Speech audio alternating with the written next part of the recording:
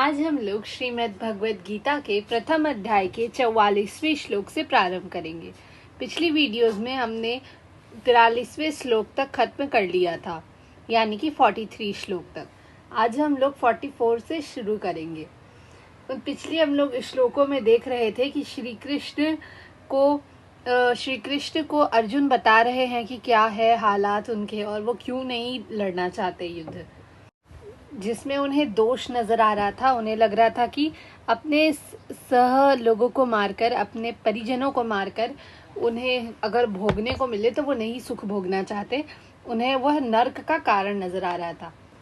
जिसके बाद ओम श्री परमात्मने नमः अथ प्रथमो अध्यायः अर्जुन उवाच अहो बत महत् पापं कर्तुं व्यवसिता वयं यद्राज्य सुखलोभेन हन्तुं स्वजनमुद्यताः। ओह, कितने आश्चर्य की बात है कि हम सब जघन्य पाप कर्म करने के लिए उद्यत हो रहे हैं। राज्य सुख भोगने की इच्छा से प्रेरित होकर हम अपने ही संबंधियों को मारने पर तुले हैं।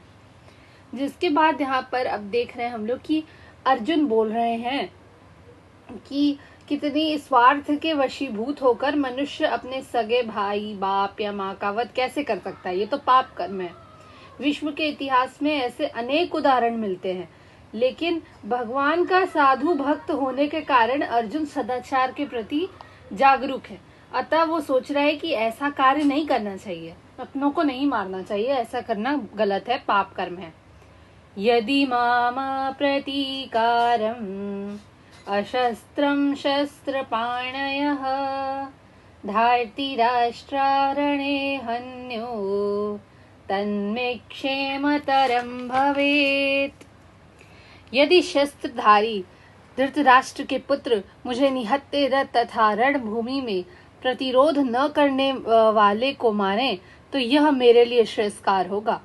क्षत्रियों के युद्ध नियमों के अनुसार ऐसी प्रथा है कि निहत्थे तथा विमुख शत्रु पर आक्रमण न किया जाए, यानी कि जिनके हाथ में कोई शस्त्र ना है या फिर जो शत्रु उनका सामना नहीं कर रहा, उन पर वो वार नहीं करेंगे। लेकिन अर्जुन ने निश्चय किया कि शत्रु भले ही इस विषम अवस्था में उस पर आक्रमण कर दे, यानी कि अगर वो निहत्थे हैं तो भी अगर उस पर आक्रमण हो जाए, लेकिन वो युद्ध नहीं करना चाहेगी। उसने इस पर विचार नहीं किया कि दूसरा दल युद्ध के लिए कितना उद्यत है। इन सब लक्षणों का कारण उसकी दयार्द्रता है, जो भगवान के महान भक्त होने के कारण उत्पन्न हुई। वो दयावान इसलिए हो रहे हैं, उन्हें करुणा इसलिए आ रही है क्योंकि वो अपने भगवान के भक्त हैं। संजय उवाच एवमुक्त्वार्जुनः संख्ये रथोपस्थ उपाविशत् विसृज्य सशरं चापं शोकसंविघ्नमानसः। संजय ने कहा, युद्ध भूमि में इस प्रकार कहकर अर्जुन ने अपना धनुष तथा बाण एक ओर रख दिया और शोक संतप्त चित्त से रथ के आसन पर बैठ गया।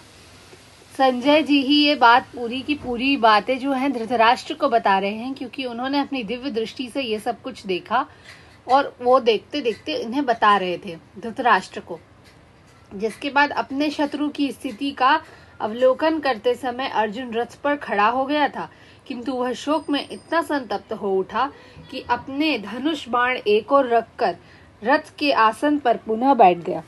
ऐसा दयालु तथा कोमल हृदय व्यक्ति जो भगवान की सेवा में रत हो, आत्मज्ञान को प्राप्त करने के योग्य है। यानी कि ऐसा व्यक्ति जो भगवान की बहुत आराधना करता है, भगवान को मानता है, उसे आत्मज्ञान मिलना ही चाहिए।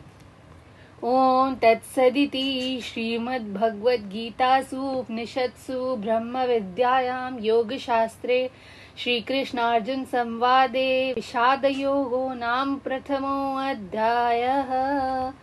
हरि ओम तत्सत, हरि ओम तत्सत, हरि ओम तत्सत। धन्यवाद। प्रथम अध्याय पूरा हुआ। आज के लिए बस इतना ही। हम लोग आगे के श्लोक अगली वीडियो में करेंगे। तब तक के लिए जय श्री राधे कृष्ण।